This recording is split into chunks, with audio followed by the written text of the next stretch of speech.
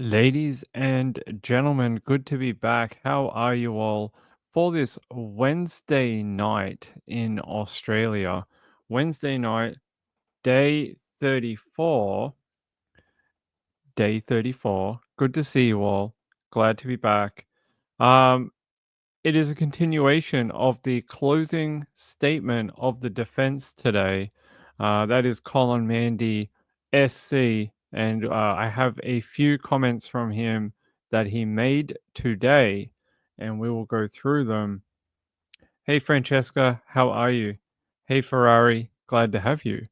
Um, I ummed and ahed about going on it in a couple more hours because we had a ton of people here last night for the American morning, but we ended up getting off at like midnight. So I was like, well, maybe it's a little too late. So I'm going to give you what I have. This this is almost it. Now I have been told today that we should be able to report on the judge's charge to the jury. So we should be able to do that when that happens. When that happens, I'm not sure, but when that takes place, we should be able to do an episode on that. But once Colin Mandy finishes, that's it. I mean, other than the judge's charge to the jury so they can deliberate, we're sort of we're done with the evidence and the talking to the jury. The prosecution and the defense, it is going to be up to that jury to find what they consider to be the truth. That'll be it. Yeah. By the way, I know people don't like the squeaky chair, so today I actually was able to order a new chair after 10 years of having this one that is falling apart and squeaking, and it has no more, like, there you go. You guys can see it. It has no more like that covering left on it. So ordered a brand new chair, so no more squeaking during the live show, which will be pretty good. Okay. So where I left you yesterday was Colin Mandy had done about a entire day's worth of his, well, entire day. The prosecution went for a little bit in the morning yesterday, and then Colin Mandy did the rest of the day. But today, Colin Mandy had all day to do his continuation, but I believe he is not finished. I believe we'll hear more from him tomorrow. So that's what we're going to do. But I wanted to talk to you about how he opened today. So, how he opened today after the jury had come in and we get underway for the day. This is what he had to say. He said, "Yesterday I spoke to you about some broad overarching themes, and he says they were misleading impressions, the honest but mistakable memory of people, the burden of proof, the duty of fairness," and he says he wants to add a fifth one, hindsight reasoning. He continues and says, Dr. Nanette Rogers, yesterday in her closing argument, invited you to think about what you would do in this situation if this was really just a horrible accident. And what the Crown was asking you to do is engage in an exercise which might be dangerous and seductive, but it is not appropriate because it involves hindsight reasoning. Hindsight reasoning is dangerous because it distorts how we evaluate decisions and actions that occurred in the past. We can't change the past. Whatever Erin Patterson's intention was when she served the meal is what it is, or is what it was. And what hindsight reasoning does, in a way, is to shift the burden of proof onto the defense. It is the prosecution's job to prove what the accused actually did and not to engage in hypothetical comparisons of what you or someone else might do in the same situation. So when the prosecutor is asking you, well, what would you have done in that situation? They're implicitly asking you to convict Miss Patterson based on a deviation from some assumed norm. And he says, you wouldn't have behaved in whatever particular way it is. Therefore, she behaved badly in comparison to what you might have done. And what they really should be relying on is the evidence that establishes, or what they say establishes, the guilt of the offending. Hindsight reasoning can create a false clarity about ambiguous situations when you know the outcome and you look at things that happened once you know the outcome. Things become or might become clear which were not clear on the basis of what you understood to be happening at the time. Things seem obvious in retrospect, but that's not the right way of approaching it. And he says the accused actions might have been explicable given the information available to her at the time and can appear sinister when viewed through the lens of what you know happened subsequently. So it bases the assessment of intent and state of mind and hindsight reasoning. Knowing that someone died makes it tempting to infer that the accused must have intended that harm, even when the actual evidence of that intent is weak. It invites irrelevant and prejudicial speculation because, as you know, people react differently to situations based on their personalities, their experiences, the way they are, and he says none of those things determine guilt. He says your personality, your experiences of life, the pattern of your behavior doesn't determine whether or not you're guilty of something that happened in the past. And it is an invitation. Uh, he says hindsight reasoning is an invitation to apply a moral judgment to what someone has done. It is a distraction from your exercise, which you have to engage in, using your heads and not your hearts, your intellectual analysis of the evidence. It doesn't matter what you may have done in a similar situation. No one knows what they would have done in a similar situation. He continues and says, "You might come to the view, I know how I would have liked I know how I would have liked to have behaved in that situation. I know what the moral thing to have done would have been." But Colomandy says, that doesn't mean that's the way you would have behaved in the circumstances that Erin found herself in at the time. You just don't know what you would have done if you were confronted with that situation. They Colin continues, you heard the accused say that she regrets telling lies, but that's what she did. She's not on trial for being a liar, and whether or not you agree, condone, or think that what she did was morally correct, you have your views about that. Those things don't have any place in this trial. And he says the analysis undermines, we say, the presumption of innocence. It can make guilt seem more probable than it actually was based on the evidence that was there at the time. So he says his submission to the jury is it corrupts the reasonable doubt standard. Bad outcomes can make alternate explanations seem less plausible, even when those alternatives remain genuinely reasonable possibilities on the evidence. So far, nothing Erin Patterson did afterwards changes what her intention was at the time of serving the meal. And he says, looking at things with the benefit of hindsight reconstructs that, and you have to guard against that. The lies in the days afterwards, everything she does in the days afterwards, doesn't change what her intention was at the time of serving the meal. And a person you might think who accidentally made four people very unwell, with all of the consequences of that, including the custody of her children on the line, that person has a motive to tell a lot of lies.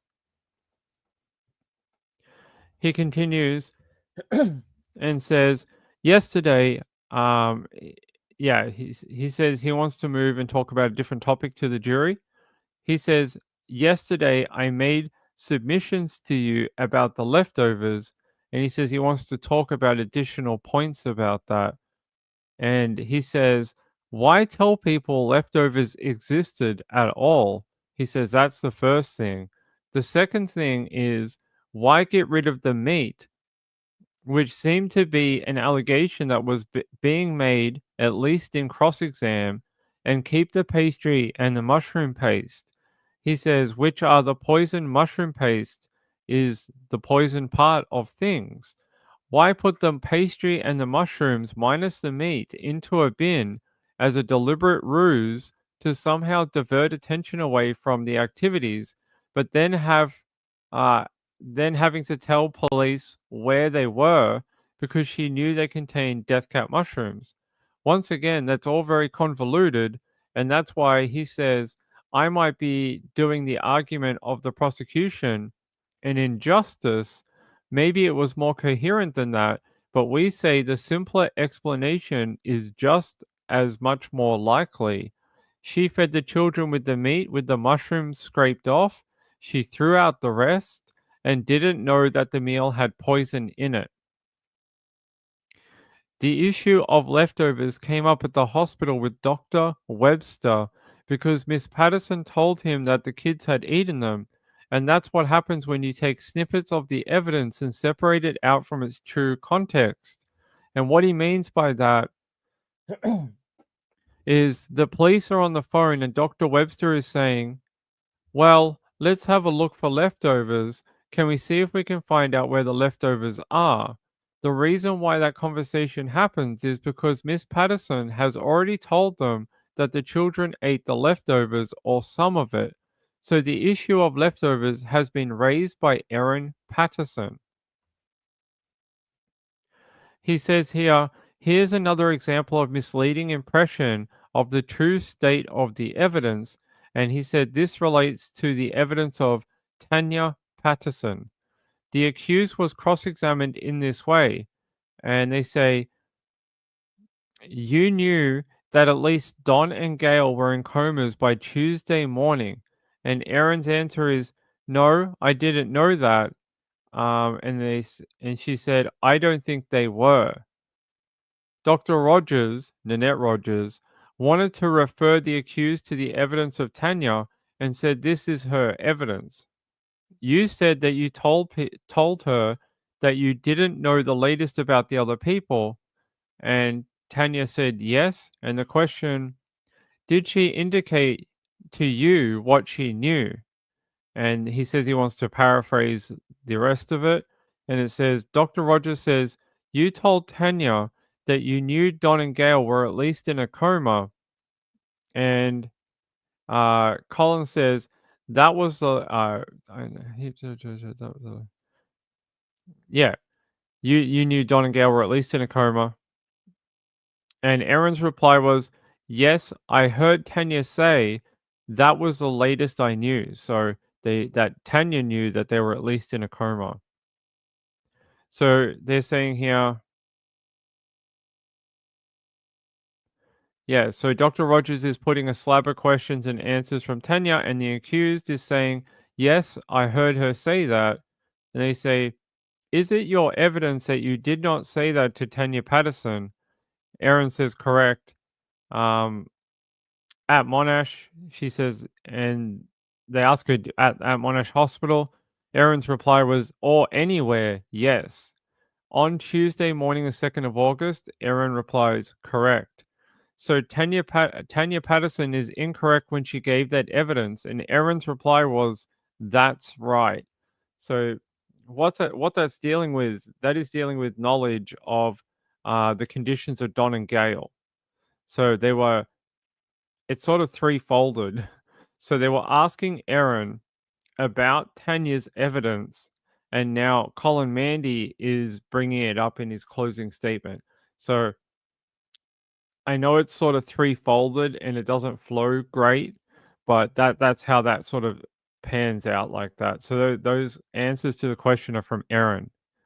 So there were questions she was asked under cross-examination. So I hope that I hope that that explains that for you.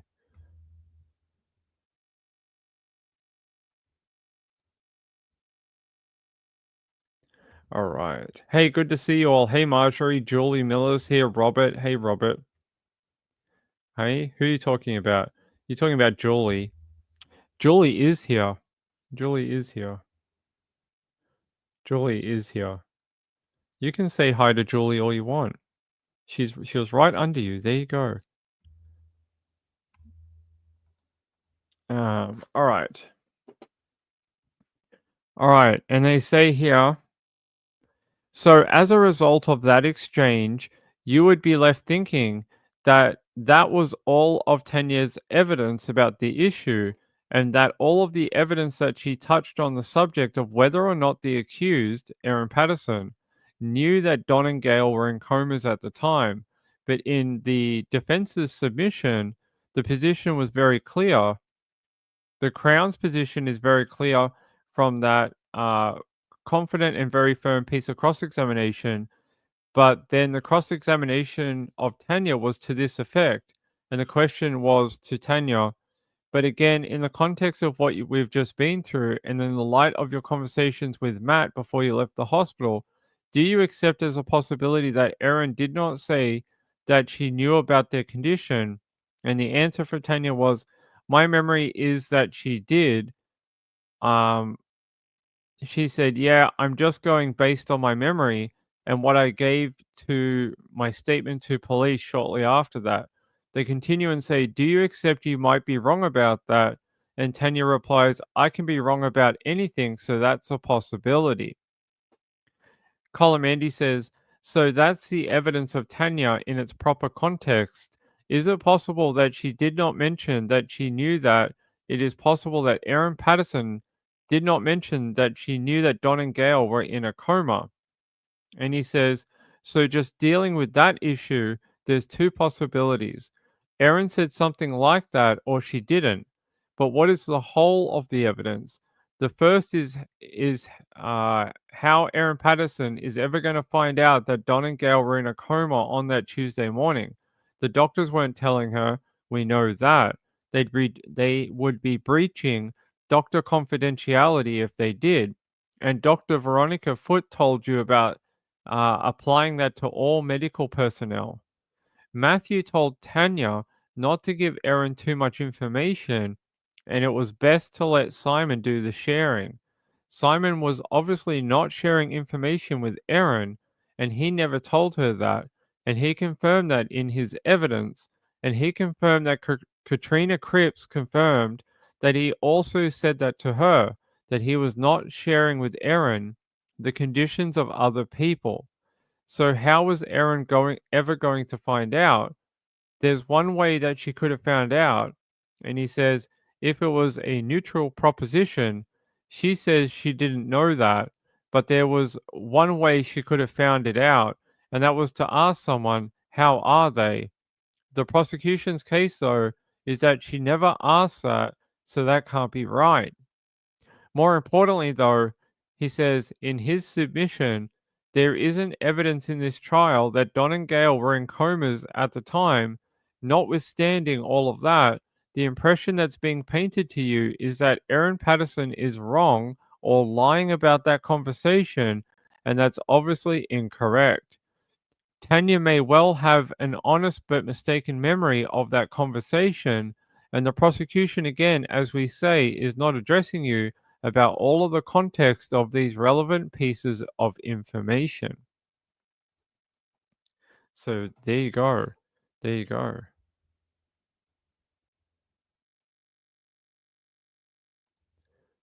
Hey, Factual Eye, how are you? Good to see you. Hey Texas, good to have your dragons here too, and Aaron's here. Hey Aaron, a new chair to match the new orb of the Oracle. It is a little orb of the Oracle. It looks like something you might find in a Zelda video game where you have to collect it at the end of the game. It does look like that. Hey Cat, good to see you. Hey Upside Down, good to see you. Oh no, the YouTube police stole your account? The YouTube police, they definitely are kicking people out of their accounts. I'm glad you got it back. I'm glad you wrestled it back from the YouTube police. All right.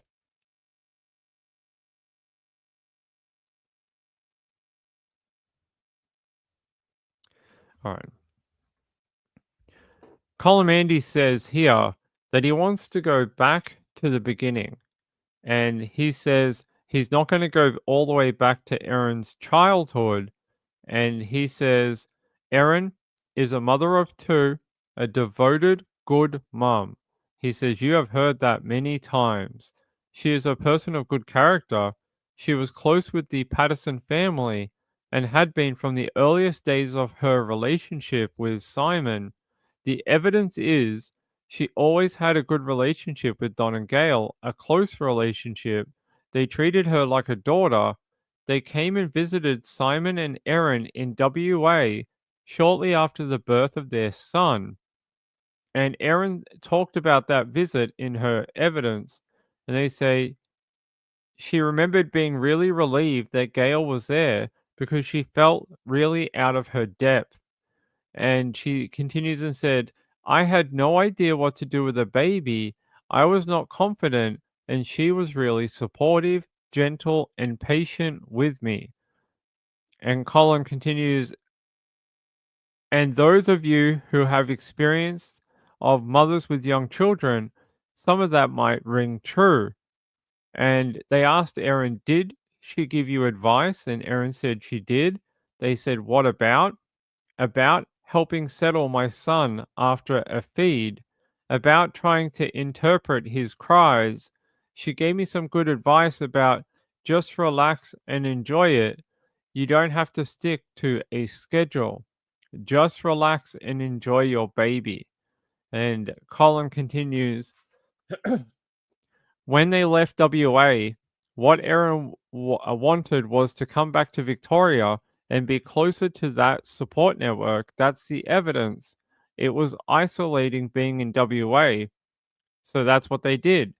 In Simon's evidence, one of the reasons he gave to the jury is that in or around 2012, the family made the decision to move back to Victoria from Perth, WA. And in his evidence, he said, "That's right, yep." And they ask him, "And one of the reasons for that is Erin wanted to be closer to your parents." And Simon says, "Yes, and your wider family so that there could be a support for your son." Simon replied, "Yes, and my daughter who was about to be born." So Colin's detailing that Erin wanted to come back. I'm guessing Simon too from his evidence. They wanted to go from WA back to Victoria so they could be closer to Simon's parents, Don and Gail, to help with these small children that they had at the time and have a bit more of a support network. All right. Then they talk about Erin's evidence. Erin said in her evidence, we had gone back to Victoria once or twice while being in WA, and she says, my son just loved being with his cousins and Nana and Papa, so we wanted firstly to come back for him, but secondly, I was trying and ended up being pregnant with my daughter, and I wanted to be near Don and Gail when we had my daughter. And Colin said, so you said in your answer just before your son wanted to be near his nana and papa. And Erin replied, yeah. Did you mean Don and Gail? And Colin says it's obvious that she did. And Erin's reply was, yes, I did mean that.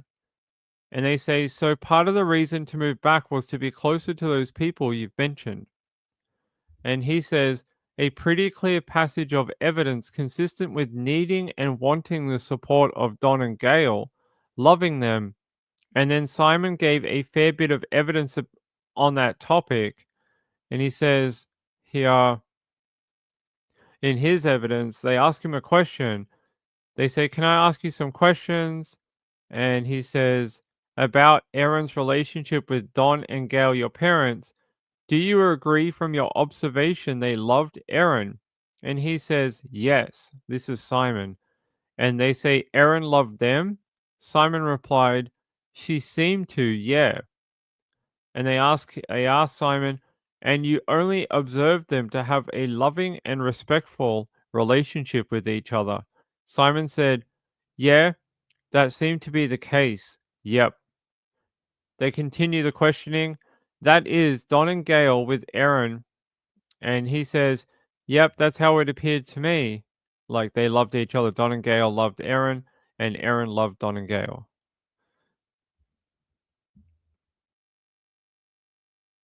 And they say, "I think he gave evidence before that Erin and Don were particularly close."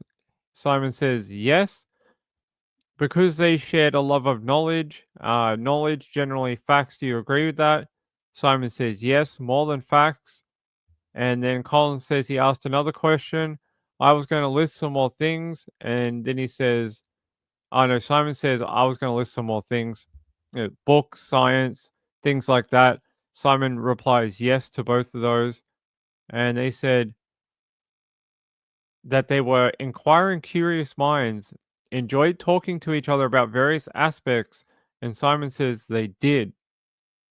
Erin sought Don's advice about things.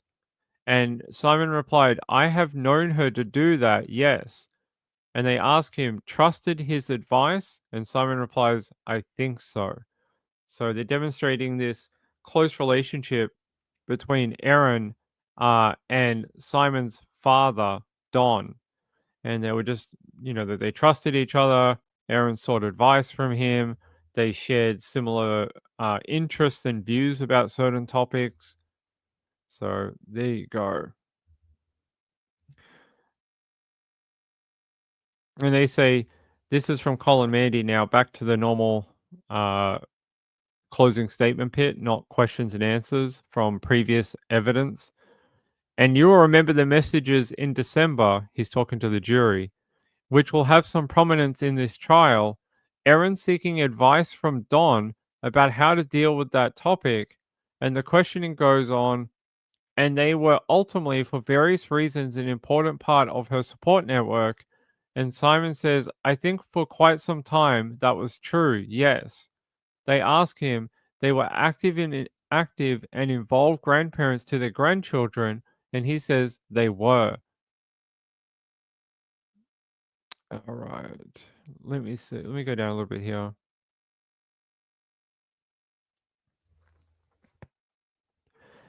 They say here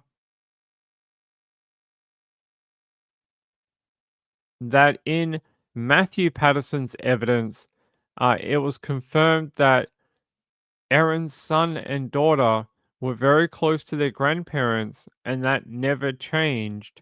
Erin's relationship with Simon was always good, and they were friends, and there was no animosity in the relationship, no awkwardness until the December of 2022. Colin says, "Just consider that for a moment. Just pause and think about that. It's 7 years since they officially separated, dealing with two children in a respectful way with each other. And if there were occasional disagreements that you might have seen some evidence of, they were resolved really smoothly and respectfully." And they're saying here, uh, and that's a significant thing for people who are separated, and they've got to share the care of two children to deal with each other in that way and to deal with the children in that way. It says a lot about the relationship. Colin continues and says, "No lawyers involved in the formal separation process, split everything down the middle. Pretty remarkable. People often have lots of fights about money. No sign at all anywhere that this was anything other than a very good relationship between separated people, day after day, week after week, year after year." And he says, "So that's the context."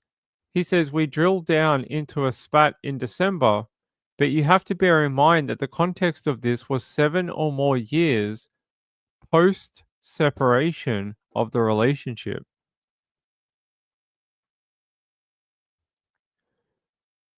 So he wants to change topics. I need a drink. Hold on, and we'll go to the next topic. Hold on.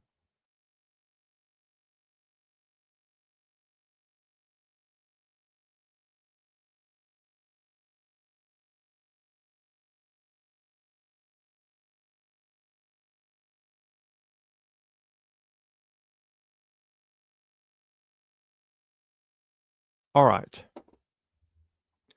So they want to talk here about an SD card.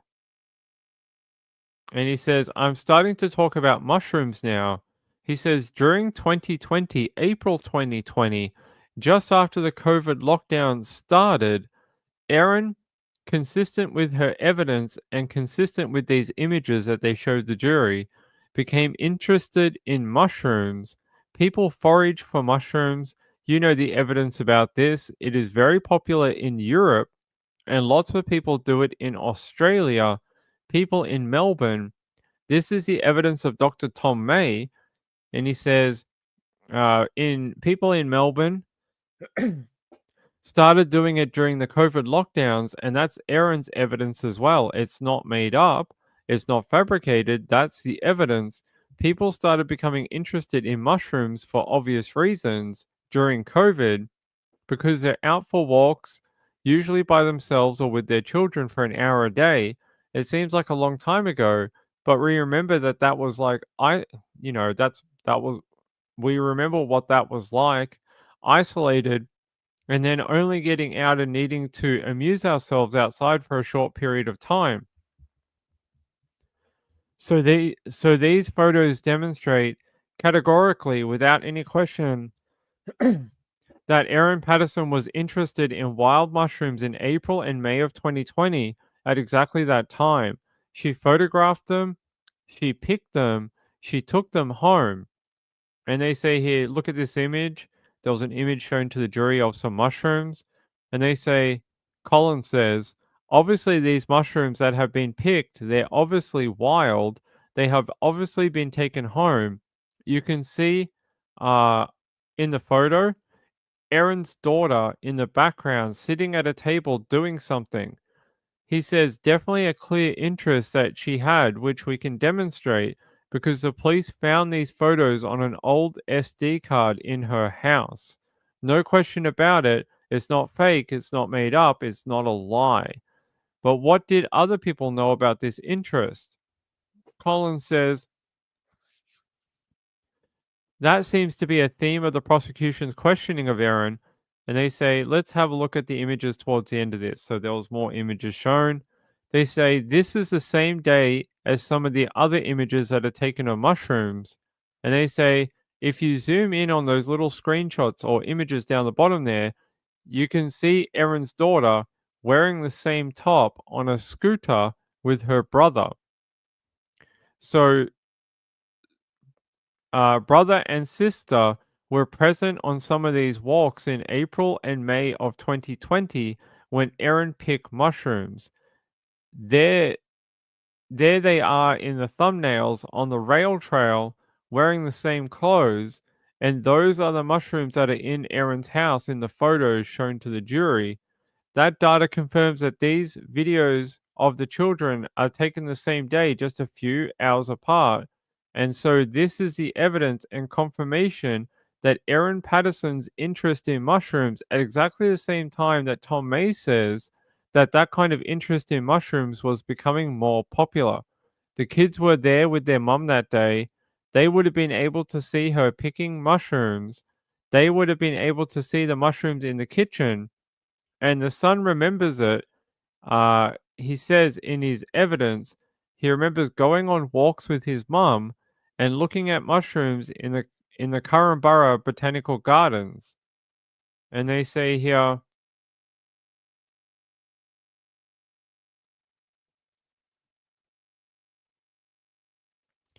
they say Erin's son's recollection is consistent with the contents of the SD card. It's consistent with what Dr. Tom May told you, and it is consistent with Erin's evidence. It's important to recall in 2020, that Erin's daughter was only 6 at the time and the son was 11, consistent with the ages that you can see in the images. And they did their evidence in this case, the ones that you have the jury has evidence for. And they say the 16th of August 2023, three and a bit years later, they were asked to recount these memories from years before. We want to say that these photos demonstrate to you that when people are on walks like that, the kids will go off and do their own thing. Erin sees some mushrooms and picks them. That's obvious. It's possible that the kids didn't notice because even if they did, they don't remember because maybe it wasn't a big deal. It was COVID times, they weren't in school, and it is now a massive subject in this trial, isn't it? And they say, how important was it to anyone in the middle of 2021, 2020, or 2022 when Erin came across mushrooms a handful of times in each season? Collins says context is important. Foraging wasn't a big deal then. Mushrooms and picking them were incidental to the walk that Erin might have been on, all the children's activities. And obviously enough, Erin wasn't always with her children because as the years rolled on, the lockdowns weren't happening anymore and the kids were going back to school. She wasn't working full time, so she goes on a walk. It's not a walk for the express purpose of foraging mushrooms, it's just a walk. If she sees some, that's her evidence that she'll pick them a handful of times in the middle of mushroom season of each year, and once you pick it, you check whether it's fine or throw it out because they don't keep for very long. So the other point about this is that Erin loved mushrooms, not only the wild ones, also eating them. And Collins says, there's evidence of that from other people. It's not made up. She told people that she believed that they were full of nutrition and flavor, and she used them in cooking, and her online friends confirmed that. One of those online friends, Jenny Hay, told you that she had shared with the group her love of mushrooms. It's a fact, it's evidence, it's not made up. Picking mushrooms and then later on picking and eating them was not a daily activity. It could only happen in mushroom season. And he says, obviously, it only happened, as I said, a handful of times in each of those seasons. Her evidence is that field and horse mushrooms were common, and the slippery Jackson honey mushrooms less so, but she tried them too, and that's something she did occasionally. When she found a mushroom that she didn't know at the beginning, she would pick it up, look at it, try to identify it, try it, and if it was okay, eat more of them. She tried the field mushrooms and the horse mushrooms, and they were okay to eat. Tasted better, more flavorsome. She was not suggesting to you that she was out there in a forest every day, scrambling around looking for mushrooms. It was an interest that started in 2020, and there were a few occasions each season when it happened. Now, it makes perfect sense that in the context of that dawning interest, burgeoning interest, increasing interest in mushrooms during that period, that she would become aware of death cap mushrooms. It seems likely that that people picking and eating wild mushrooms would come to hear about them at some stage because they are notorious. They are deadly. I think the evidence is the deadliest mushroom in the world, so people would know about them. And the question occurred to her because she was picking mushrooms in the wild that do they grow in South Gippsland? And obviously enough, he said it's an obvious enough issue or question for someone with an interest in these things. Colin continues, so on the 28th of May 2022, there is little doubt that it was Erin Patterson looking up that very question on the Cooler Master computer, and he says, but there is no argument from us that you should find that it was someone else, the children, or anyone else. Erin was answering the way that she did because she didn't remember it, but you shouldn't have any reservation in thinking that it must have been her who was engaging in that activity on the 28th of May, 2022. So there you go. There's him uh, laying out some of their, closing statement to the jury. Yeah. Hey, good to see you. Good to see you. Hey, Marilyn Landis, good to have you. Hey, Woman of Steel, good to have you, everyone. Robbie T made it. Hey, Robbie T, good to have you. I hope the microphone's providing clearer audio for everyone.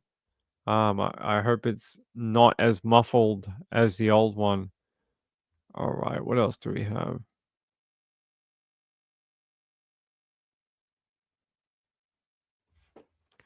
So, Colin Andy continues and says, and he's talking to the jury here. Well, that's what he's doing throughout the whole thing. I just went through a process of trying to illustrate that there was evidence consistent with Erin Patterson foraging for mushrooms at the relevant times. And he says, an important point to make about that is that that's her account. You know, she doesn't have to prove anything. The prosecution has to rebut that claim if that's their case. So that's an important consideration because we say there's no way of the prosecution being able to rebut that claim with this kind of evidence available. And Collins says, I was dealing with the activity on the 28th of May 2022, so obviously enough, 14 months before the lunch, a very long time before the lunch. And it's not suggested to you that the activity had anything to do with preparing or planning the lunch.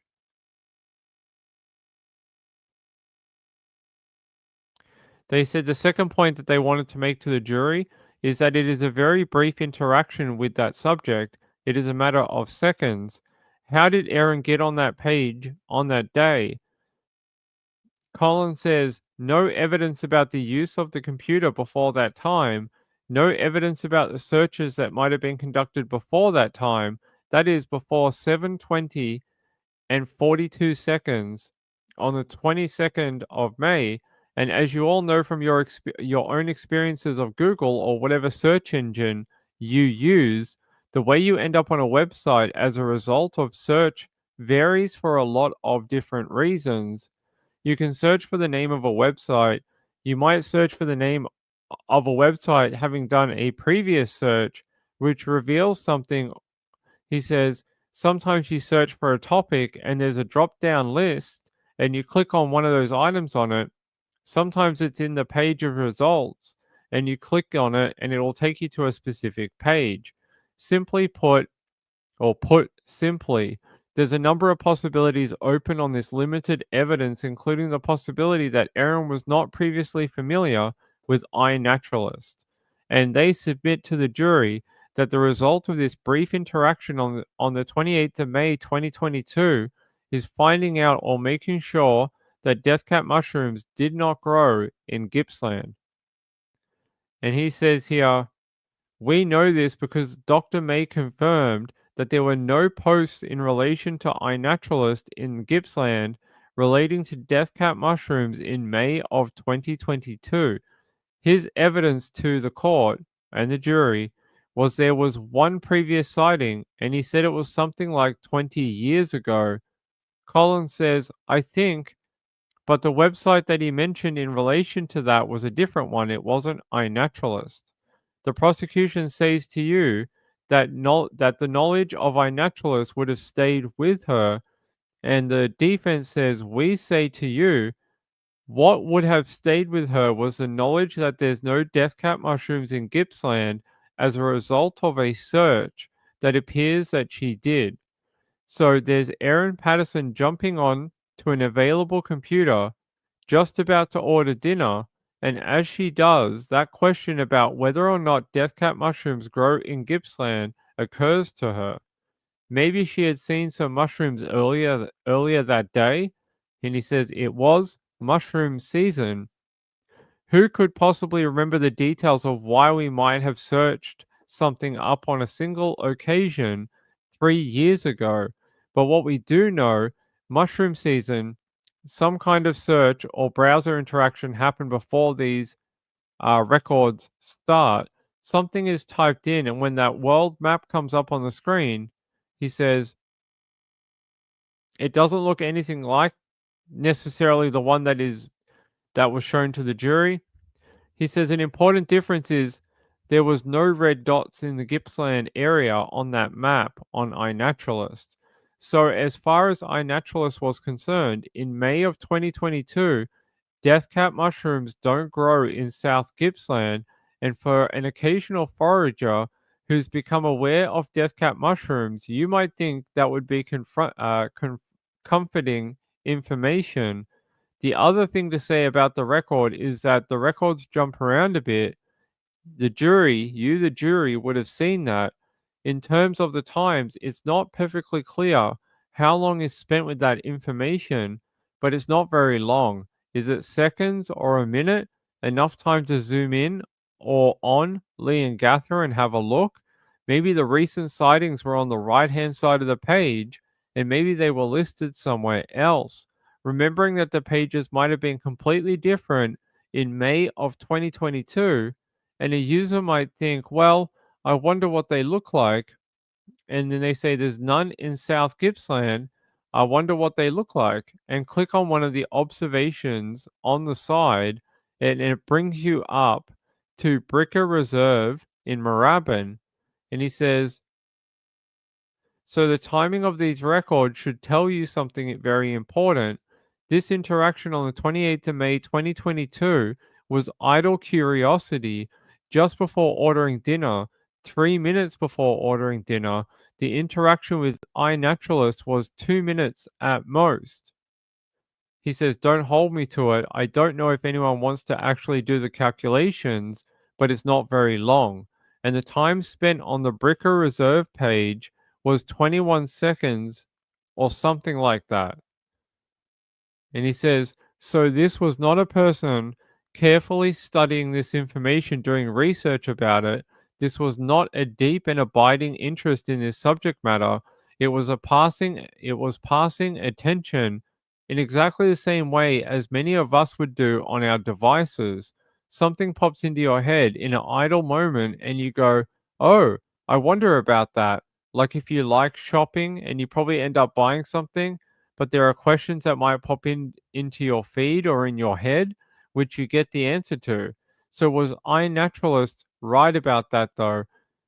iNaturalist said in May of 2022, no death cap mushrooms in South Gippsland. Was iNaturalist right about that, or were there death cap mushrooms growing in South Gippsland? So we know these things from evidence on the case on this subject. Thousands of varieties of mushrooms growing in Victoria. Not all of them have been identified, and certainly not all of them have been the subject of posts on iNaturalist. New varieties of mushrooms are identified all the time.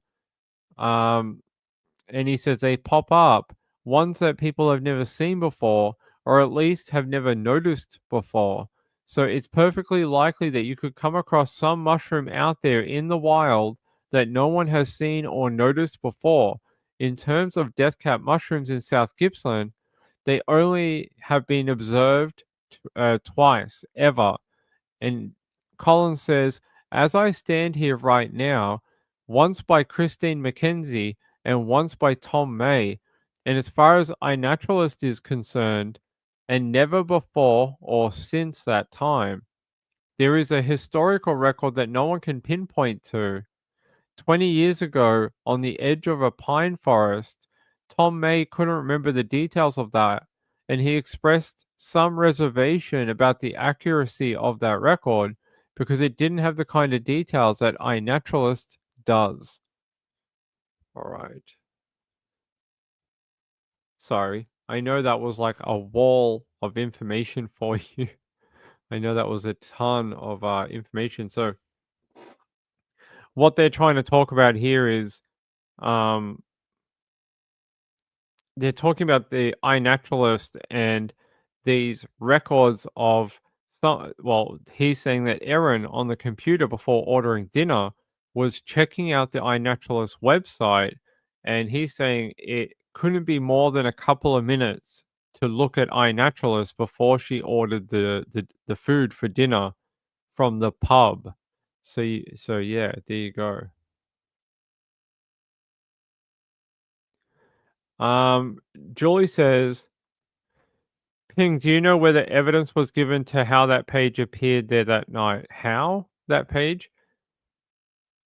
I don't know what you mean by how. Do you mean if it's the same as the one like today? I don't know. I think that's what they're trying to say is that they're not sure if it looked the same back then as it does today. How do you know whether evidence was given as to how that page appeared there that night?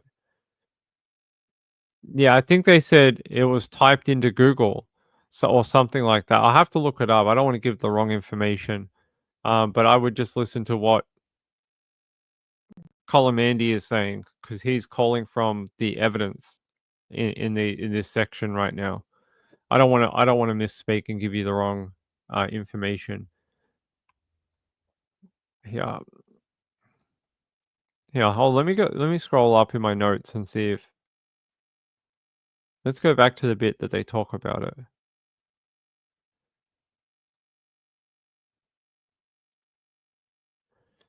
He talks about searching on a search engine, and he had that quote about we all, in an idle moment, we have may have a question that we want an answer to, and that's sort of what he was saying in his closing statement.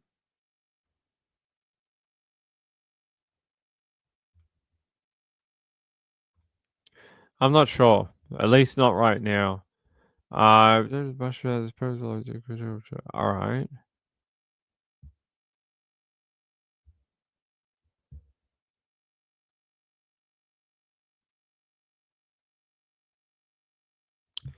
Yeah.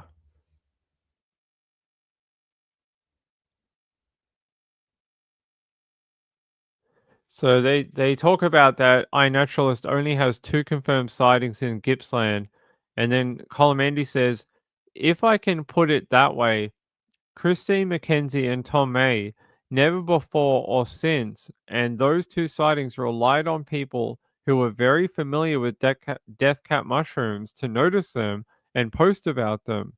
And Collins says, on the Crown case, you might think remarkably, extraordinarily, Erin Patterson observed and acted on the only two sightings of death cap mushrooms ever in South Gippsland, as their case is, the Crown's case, like she was sitting there waiting for them, never seen them before in the area, South Gippsland.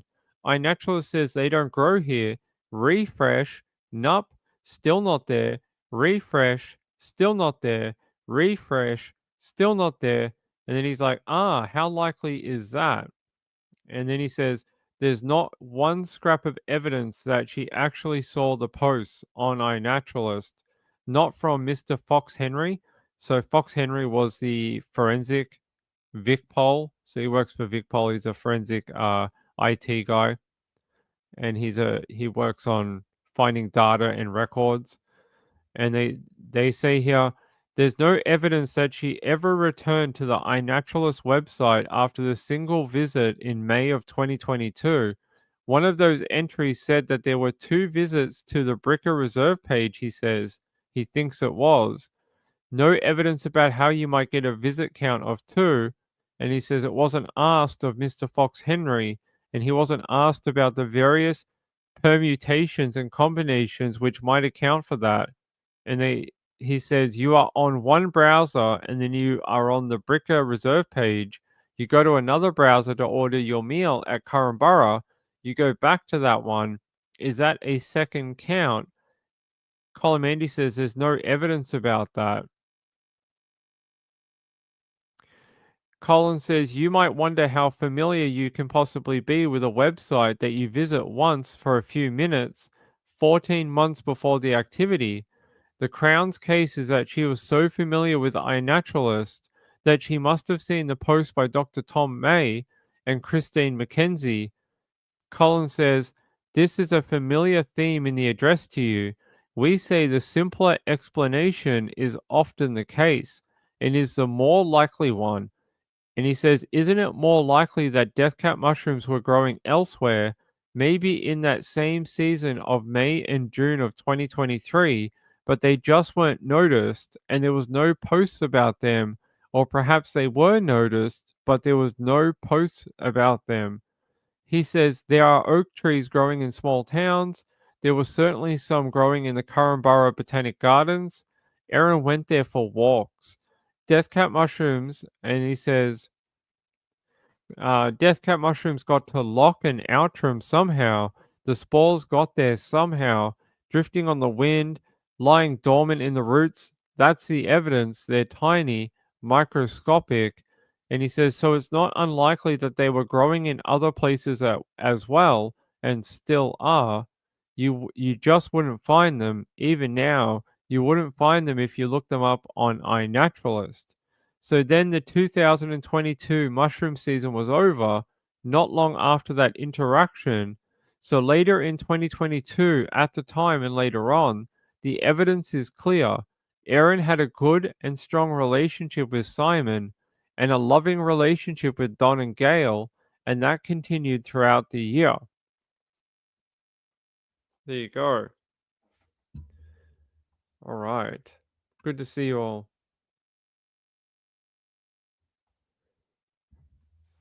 So during the actual trial, I think they're not sequestered during the trial. So for the last 8 weeks, they get to go home at the end of the day. But when the jury goes into verdict and goes into deliberations, they will be sequestered. So they will be staying somewhere wherever that is. Hmm. Yeah. They'll have some sort of selection process where the two alternates will leave, and it will just be the 12 of them who make the decision and find the truth. They will find the truth, ladies and gentlemen. That's what they will do. So over. All right, let me check what else I got for you.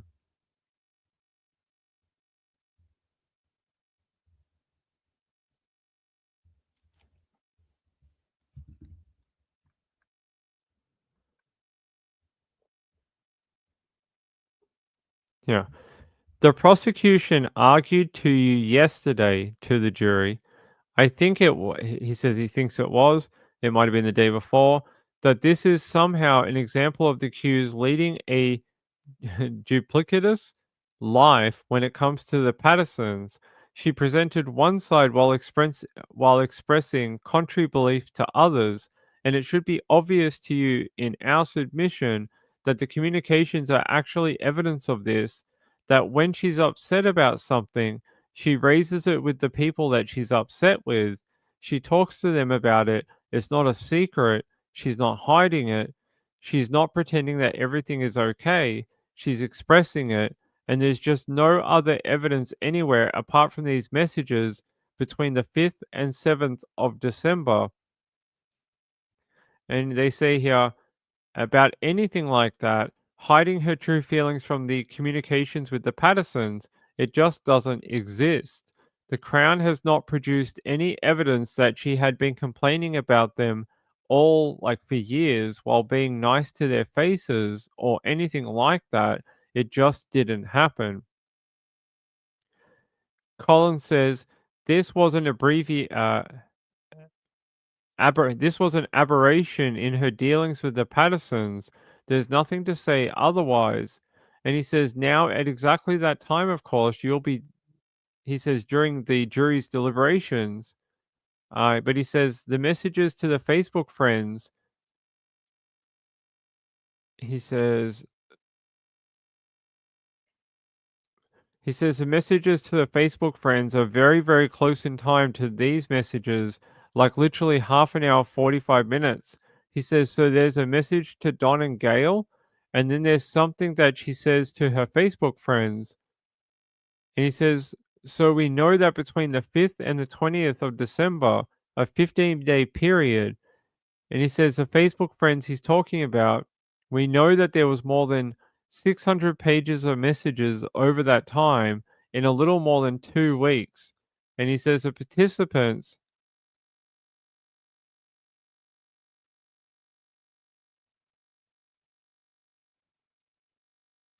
he says the Facebook group was an echo chamber, a safe space to talk about the mundane. In the context that we put before you, I think everyone is talking about Christy Alley dying of something, and various other issues, those women knew that they would receive support and reassurance in relation to what they were raising, and that that the defense is suggesting to the jury it is just normal human behavior, and it was a private conversation. It was an emotional release, and you might think that venting in that way is pretty healthy thing to do. You may have experience of people doing that. You may do a similar thing with your families or your friends or your coworkers, a place to express frustration, disappointment, anger, even about people that she cared about so deeply. So the prosecution's theory about these messages just doesn't grapple with the nature of human behavior when it comes to things like this. It is completely lacking in nuance. It is looking at it with the benefit of hindsight because that's all there is in this history to suggest any kind of upset. Loving someone doesn't mean that you never feel frustrated with them or upset with them or hurt by them. The prosecution's argument assumes that the human relationships are one dimensional, and this is the way it always is. There's no nuance to it, there's no subtlety to it. That's just not simply realistic. They say to you, ignore the long history of support, love, and respect from the Patterson family for Erin and from Erin. Ignore all of that long history and actual real world observations made by the people closest to Erin and Simon day after day for years and years.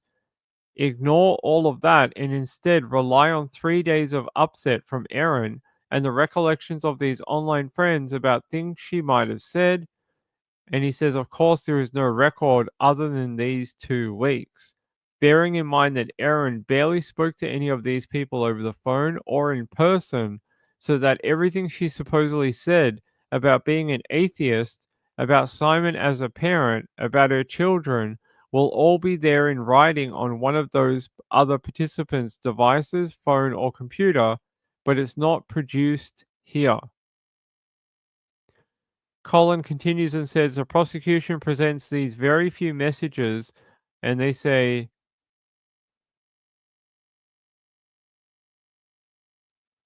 he says, what can we, he says, what can we see in these messages? He says, we can see that these messages are sometimes responsive to questions, and that in the same conversation, other people are also sharing their own personal stuff, and then Erin asking for updates, quote, so what's going on? And then someone asking Erin for updates. So they're asking Erin for updates on these messages. These are those Facebook messages talking about her relationship with Don and Gail and Simon. And they say, people were asking her, so what's going on? Have you heard from Simon? And Collins says, only 6 pages were provided to you by the prosecution. They're being selective. They do not contain complete communications made by Erin. It does not provide the prosecution's exhibit, does not provide any of the context around Erin's messages, and context is important. So he's talked about context a couple of times throughout today's closing statement. With Aaron Patterson and what context could mean in relation to a bunch of this evidence. Hold on, guys.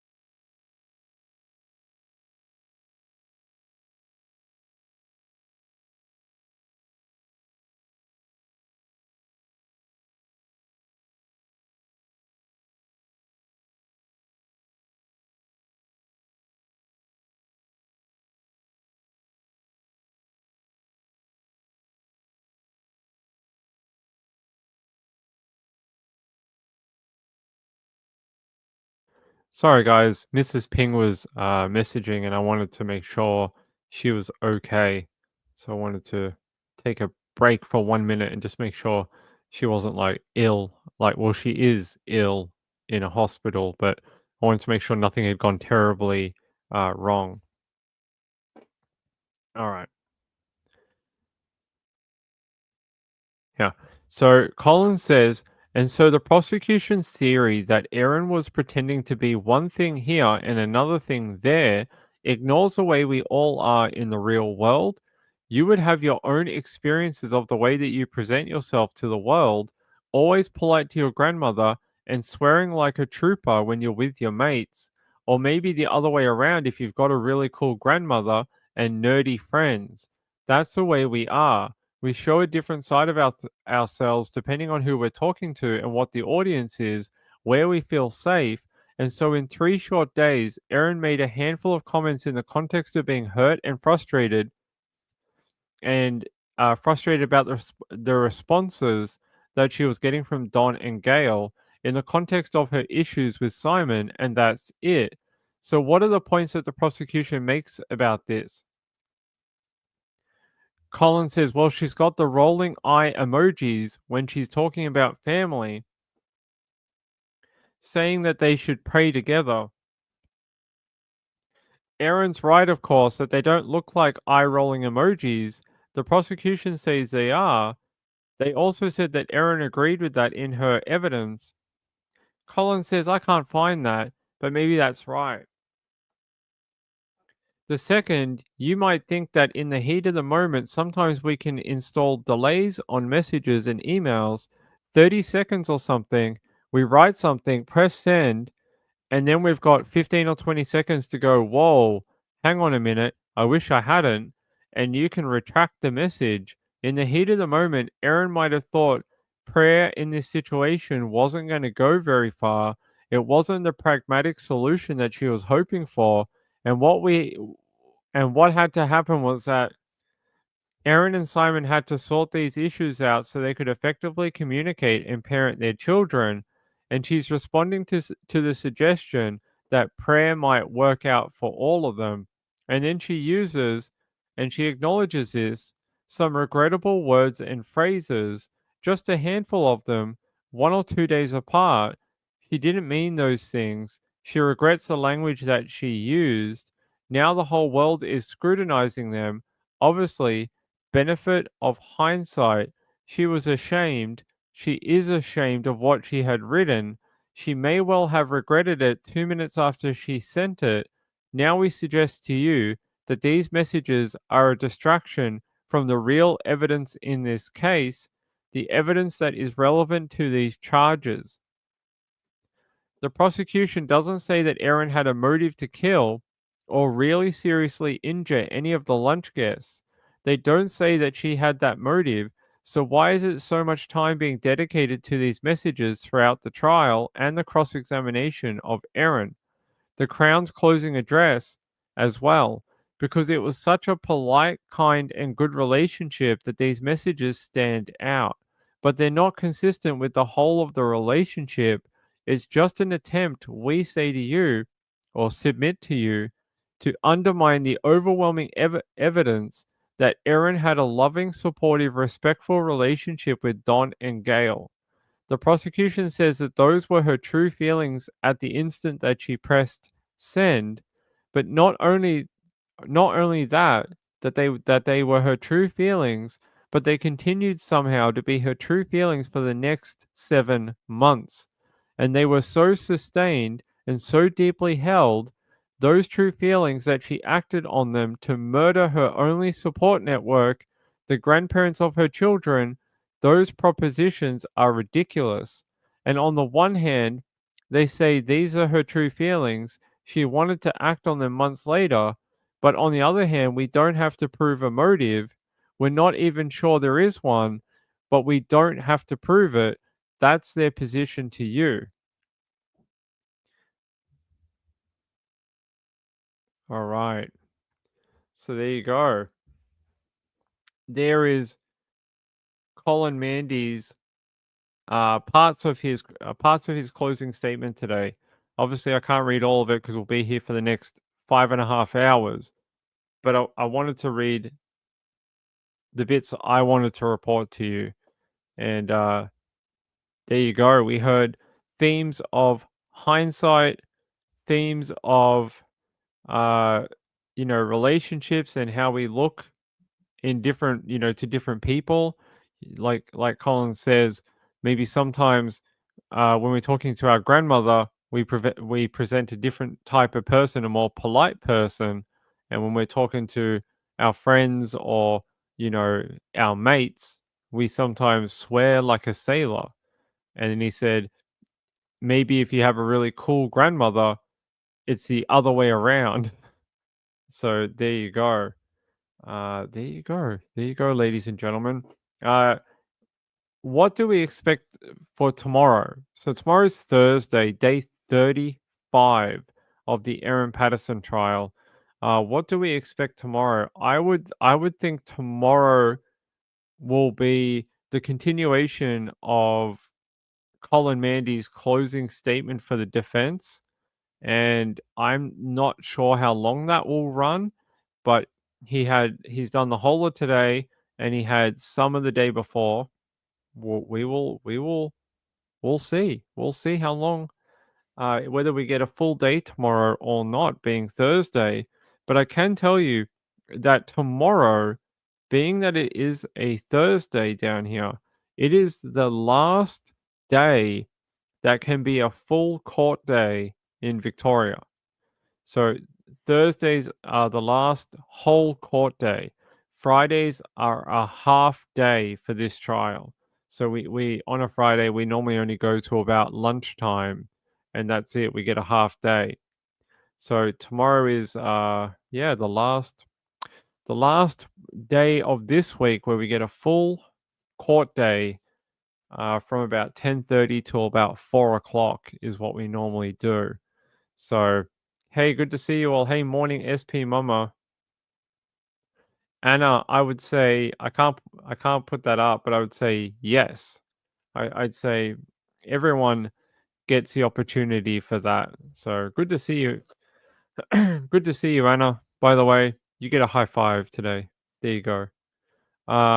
Betty C, hey my friend, good to see you. Mrs. Ping always comes first. I get it. I get it. Yeah. Hey JDR, good to see you, my friend. Good to see you. Aaron's here too. Hey Aaron, good to see all of you. Hey Anna P, hope you're having a good day out there, my friend. Let me see, what else do we have? Yeah. So, how many more daily vlogs do we have left? I don't think it's very many. I don't think we have too many more. One, probably one more for whatever is left of Colin Mandy's closing statement to the jury. That'll be probably one more vlog. And then it could be one more for the charge to the jury before they go into deliberations. That'll probably be the last couple of videos now. So tomorrow will be day 35, and then we'll see if what we do on Friday. That could be day 36. Then Monday is day 37. So who knows how many days? We might make it to 40. We might make it to day 40 of this trial. Um, an absolute marathon so far. If we make it to 40, if I have to make more thumbnails and I get up to day 40, that'll be a milestone. Marjorie said, "How long can he go on?" For as long as he wants to. There is no time limit on a closing statement. They could take 2 weeks if he wanted to. I don't think he would. I don't think I can't imagine he'd want to put the jury through 2 weeks of it, but he may. It could be. Aaron says, "Thanks as always, Ping." Thank you, buddy. I appreciate it. What a day! It sounds so overwhelming to sit through. I think the whole trial as a whole has been information overload since day one. We get sometimes we get reoccurring things like they bring up evidence from earlier parts or something like that. Some days we get all brand new things that happen every day, and it depends how full on it can get. So there you go. I think. Hey, Marjorie, how are you, my friend? Yes. OMG. That's right.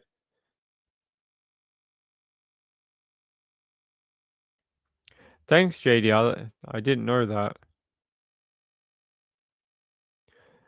Julie Miller says, "Is it normal in Australia for no rebuttal in closing?" I would think.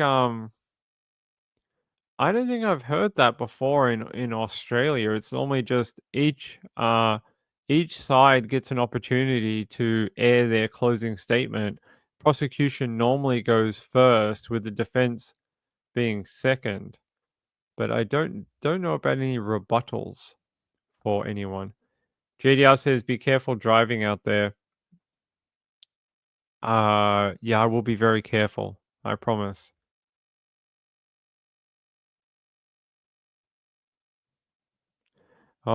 Kat says, "During the trial, I have decorated my living room and renovated my garden listening to this trial, and you're almost done? Congratulations.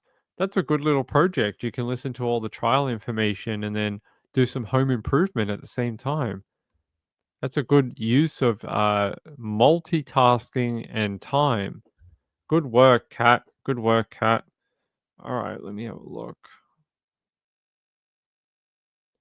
By the way, I want to thank our friend Share Bear. So if you woke up this morning and you had a membership to the channel, you can thank our friend Share Bear, who gave away, I think, 20 memberships last night to the channel. So if you woke up this morning and you suddenly are a member of Nights with Ping, you can thank Share Bear when she comes in, when you see her next time. I am looking forward to uh, doing some more the Late Late Show, which we will do on if you're an American, Friday and Saturday night.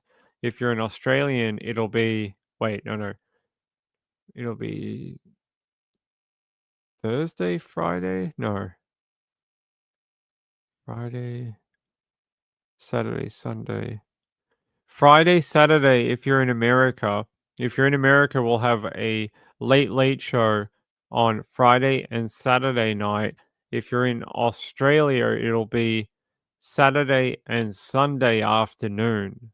So we will do we'll be doing more Late Late Show where we talk about true crime from around the world, and we will get to catch up on cases that we haven't seen for a while. So that'll be good. And I think that's just about it from me tonight. I will be back tomorrow for the rest of, or as we say, it continues. The trial continues tomorrow. So the trial will continue tomorrow with Colin Mandy, and he will continue his address to the jury for his closing statements. So we'll move into about day 2.5. If he completes all of tomorrow, it'll be about 2.5 days for Colin Mandy so far.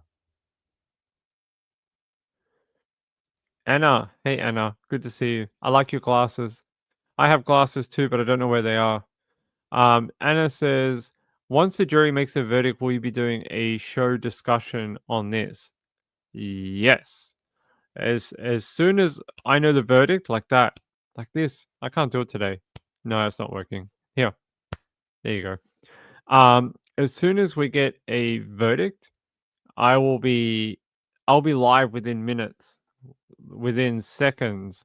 I will have a live show set up with a time, like the time might be 2 weeks in the future, but as soon as there is a verdict, I'm gonna hit that live button, and I'll be on the air telling you what that verdict is, and, yeah, we'll talk about everything. As soon as we get a verdict, you can ask me whatever you want. You can ask me whatever questions about the trial. I'll be free to speak. I can tell you all the things I know. I can give you my opinion, all those type of things. So it'll be good. It'll be good. And then after that, we have a 10-part podcast coming up, which will be a mixture of my personal notes from the trial, the evidence, and some of the more details from the trial. Like, so we'll go week by week. It'll be like week 1, 2, 3, 4, 5, 6, 7, 8, and you'll get probably 2 episodes per week. So actually, we might be up. I said originally we'd do 10, but that was back when we only had like 4 weeks. Hold on. If we do 2 times, it may end up being about 16 episodes of the podcast if they run for about an hour for each one. It may end up being about 16 episodes. So, because we've got a lot of stuff to cover, a lot of things I want to show you, a lot of different bits and pieces throughout the trial that I'd like to uh, talk to you about. Robbie says I usually work with headphones on. So do I. They're right here. There you go. These are my Sonys. I've got another pair over there too, but they're for when I go to trial because I always lose these. These are quite expensive. They're Sony XM4s. They're XM3s, but either way, they're very expensive, and I'm petrified of losing them because they're like $400. So I bought a cheap pair from Amazon and I take them with me because if I break them or lose them, they're only like $30. I won't be that upset if it happens. If I lost these, like I did when I left them in my hotel room in Morwell, I would be very upset because these are my favorite headphones. So thank you. Hey, Dragon. Good to see you, my friend. Hope you're having a good week out there.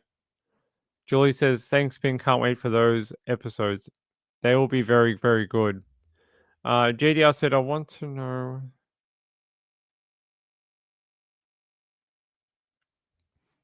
No, I'm not allowed to. I don't. I think even after we get a verdict, I'm not allowed to say anything like that. I think it's one of the one small things I'm not allowed to talk about, which is anything to do with the jury. Anything to do with the jury, I don't think I'm allowed to talk about. Yeah, it's sort of like the one golden rule of trials in Australia. You can't comment on the jury. You can't talk about them. I can't tell you anything. I can't describe them, anything like that. Can't talk to them. Can't interview them. Nothing like that. So they're sort of like a giant, big sign that says just stay away, which they don't want us doing anything like that. So unfortunately, no, I cannot.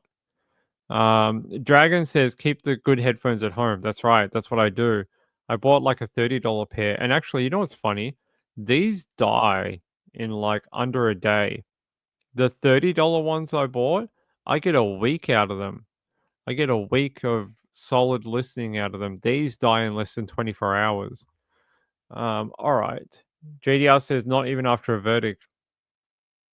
No, no, not even after a verdict. Can't talk about them.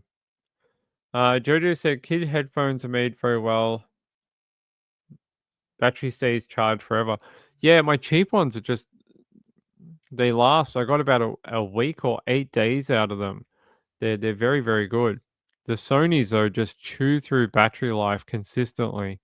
I can charge them in the morning or at night, and by the end of the day they're dead. So yeah. Upside Down said mine too, Ping. The cheap ones last longer. Isn't it weird how that happens? I don't know why that happens, but all right. I gotta go eat dinner. I haven't even eaten anything yet. I gotta go do that, and then we're back into court again tomorrow. Alright. I love you all. Have a great, if you're in America, have a great Wednesday out there this morning. Have a great Wednesday today. If you're an Australian, have a great Thursday in the morning and the rest of your Wednesday night tonight. I love you all. Have fun out there. Um, I will speak to you then. Good night, everyone. Bye.